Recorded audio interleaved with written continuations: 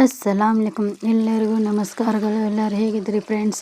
ಇವತ್ತು ನಾವು ನೂರಾನಿ ಕಿಚನಲ್ಲಿ ಬೆಂಡೆಕಾಯಿ ಪಲ್ಯವನ್ನು ಮಾಡ್ತಾ ಇದ್ದೇವೆ. ಇದು ಉತ್ತರ ಕರ್ನಾಟಕ ಸ್ಟೈಲ್. ಒಂದು ಪಾತ್ರೆಯಲ್ಲಿ ನೀರನ್ನು ಹಾಕ್ಕೊಂಡು ಬೆಂಡೆಕಾಯಿಯನ್ನು ಸ್ವಚ್ಛಾಗಿ ತೊಳೆದುಕೊಳ್ಳಿರಿ. ಈ ವಿಡಿಯೋ ಪೂರ್ತಿಯಾಗಿ ನೋಡಿರಿ ಫ್ರೆಂಡ್ಸ್. ಈ ವಿಡಿಯೋ ಇಷ್ಟ ಆದರೆ ಒಂದು ಲೈಕ್ ಮಾಡಿ, ಸಬ್ಸ್ಕ್ರೈಬನ್ನು ಮಾಡಿರಿ, ಎಲ್ಲರಿಗೆ ಶೇರ್ ಮಾಡಿರಿ ಫ್ರೆಂಡ್ಸ್. ಇದು ನೋಡಿರಿ, ಈ ಟೇಪ್ ಎಲ್ಲವನ್ನು ತೊಳೆದುಕೊಂಡಿದ್ದೇನೆ. ನಾನು ಈ ಥರ ರೌಂಡಾಗಿ ಹೆಚ್ಚಿಕೊಂಡಿದ್ದೇನೆ ರೀ. ನಾನು ಇದಕ್ಕೆ 1 ಟೊಮೆಟೊ 2 ಉಳ್ಳಾಗಡ್ಡೆಯನ್ನು ತೊಗೊಂಡಿದ್ದೇನೆ ರೀ. ಇದನ್ನು ಹೆಚ್ಚಿಕೊಂಡಿದ್ದೇನೆ ರೀ.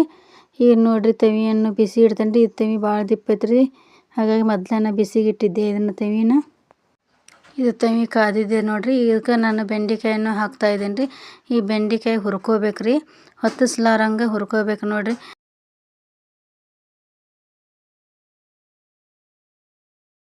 ಇದು ಬೆಂಡೆಕಾಯಿ ಐತಲ್ರಿ, ಸ್ವಲ್ಪ ಲಾಳ್ ಆಕೈತಲ್ರಿ, ಹಾಗಾಗಿ ನಾನು ಸ್ವಲ್ಪ ಅರ್ಶಿನ ಪುಡಿ ಹಾಕಿ ಹುರಿದ್ರೆ ಲಾಳಿ ಆಗಿ ಜಾಸ್ತಿ ಬರೋದಿಲ್ಲ ರೀ. ಹಾಗಾಗಿ ನಾನು ಸ್ವಲ್ಪ ಅರ್ಶಿನ ಪುಡಿಯನ್ನು ಹಾಕಿ ಹುರಿತಾ ಇದ್ದೇನೆ ರೀ. ಇಲ್ವಾ ಅಂದರೆ ಒಂದು ಲಿಂಬೆಹಣ್ಣು ತೊಗೊಂಡು ಒಂದು ಸ್ವಲ್ಪ ಲಿಂಬೆಹಣ್ಣು ರಸವನ್ನು ಹಾಕಿನೂ ಹುರಿಬೋದು ರೀ, ಅಂದ್ರೆ ಲಾಳಿ ಜಾಸ್ತಿ ಬಿಡೋದಿಲ್ಲ ರೀ. ಈ ಬೆಂಡೆಕಾಯಿ ಐತಲ್ರಿ, ಶುಗರ್ ಇದ್ದಾರ ತಿನ್ಬೇಕು ರೀ. ಶುಗರಿಗೆ ಭಾಳ ಚಲೋ ರೀ ಇದು, ಆರೋಗ್ಯಕ್ಕೂ ಭಾಳ ಚಲೋ ರೀ ಇದು. ಸ್ವಲ್ಪ ಇದಕ್ಕೆ ಎಣ್ಣೆಯನ್ನು ಹಾಕಿ ಮತ್ತೊಮ್ಮೆ ಹುರಿದುಕೊಳ್ಳಿರಿ. ಹೊತ್ತಬೇಡ್ದು ನೋಡಿರಿ, ಇದು ಒಂದು ಸ್ವಲ್ಪನೂ ಹೊತ್ತಿಸ್ಲಾರಂಗೆ ಈ ಟೇಪ್ ಎಲ್ಲ ಮೆತ್ತಗಾಗೋ ತನಕ ಹುರಿದುಕೊಳ್ಳಿರಿ.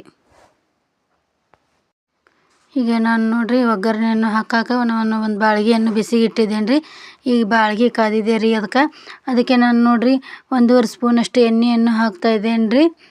ನಾವು 1/2 kg ಬೆಂಡೆಕಾಯಿ ತೊಗೊಂಡಿದ್ದಕ್ಕೆ 1.5 ಸ್ಪೂನ್ ತೊಗೊಂಡಿದ್ದೀನಿ ರೀ ಎಣ್ಣೆ. ನೀವು ಜಾಸ್ತಿ ಇದ್ರೆ ಜಾಸ್ತಿ ಹಾಕಿರಿ. ನಾನು ಅರ್ಧ ಸ್ಪೂನು ಸಾಸ್ಮೆ ಹಾಕ್ತಾಯಿದ್ದೇನೆ ರೀ ಒಗ್ಗರಣೆಗೆ. ಸಾಸ್ಮೆ ಚಟಾಪಟ ಅಂತ ಸಿಡಿದ ಮೇಲೆ ರೀ ಜೀರಿಗೆ ಹಾಕಿರಿ. ಜೀರಿಗೆ ಹಾಕಿದ ಮೇಲೆ ಸ್ವಲ್ಪ ಕರಿಬೇವನ್ನು ಹಾಕ್ತಾಯಿದ್ದೇನೆ ರೀ. ಈಗ ಆ ನಂತರ ಉಳ್ಳಾಗಡ್ಡಿ ಹೆಚ್ಚಿಟ್ಟಂಥ ಉಳ್ಳಾಗಡ್ಡಿಯನ್ನು ಹಾಕ್ತಾಯಿದ್ದೇನೆ ರೀ. ನಾ ಈಗ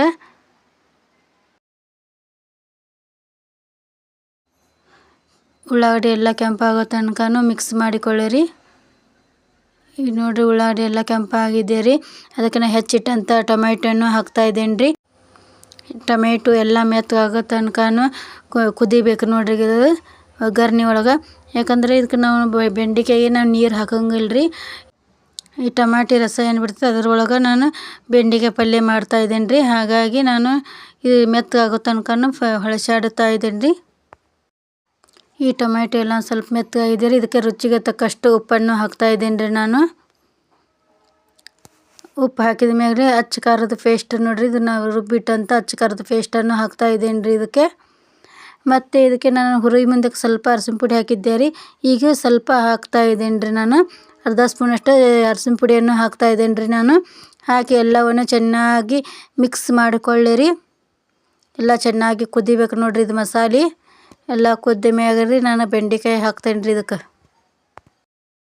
ಈಗೆಲ್ಲ ಮಸಾಲೆ ಚೆನ್ನಾಗಿ ಕುದಿದೆ ರೀ ಫ್ರೆಂಡ್ಸ್. ಇದಕ್ಕೆ ನಾನು ಈಗ ಹುರಿದಿಟ್ಟಂಥ ಬೆಂಡೆಕಾಯನ್ನು ಹಾಕ್ತಾಯಿದ್ದೇನೆ ರೀ ನಾನು. ಅದಕ್ಕೆ ಮತ್ತು ಸ್ವಲ್ಪ ನಾನು ಕೊತ್ತಂಬರಿಯನ್ನು ಹೆಚ್ಚಿ ಹಾಕ್ತಾಯಿದ್ದೇನೆ ರೀ. ಇದನ್ನು ಎಲ್ಲವನ್ನು ಚೆನ್ನಾಗಿ ಮಿಕ್ಸ್ ಮಾಡಿಕೊಳ್ಳಿರಿ. ಎಲ್ಲ ಚೆನ್ನಾಗಿ ಮಿಕ್ಸ್ ಆದಮೇಲೆ ಉರಿಯನ್ನು ತೆಗಿತಾ ಇದ್ದೇನೆ ರೀ ನಾನು.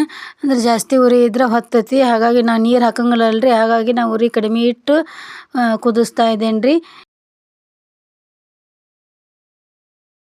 ಎಲ್ಲ ಮಿಕ್ಸ್ ಆದಮೇಲೆ ರೀ ಮುಚ್ಚಳನ್ನು ಮುಚ್ಚಿ ಇದನ್ನು 2 ನಿಮಿಷ ಲೋ ಫ್ಲೇಮಿನಲ್ಲಿ ಕುದಿಸಿರಿ.